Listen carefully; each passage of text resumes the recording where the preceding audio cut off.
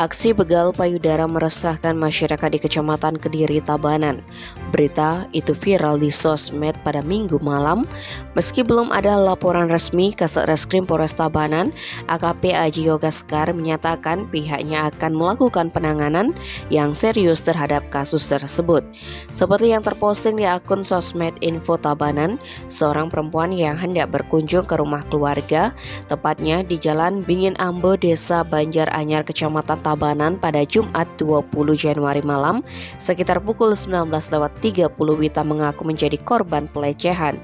Dalam pengakuannya, perempuan tersebut mengaku ketika sampai di depan pagar rumah keluarganya saat korban hendak membuka pintu gerbang, tiba-tiba datang seorang laki-laki mengendarai Honda PCX putih mengenakan jaket olahraga hijau dan mengenakan helm.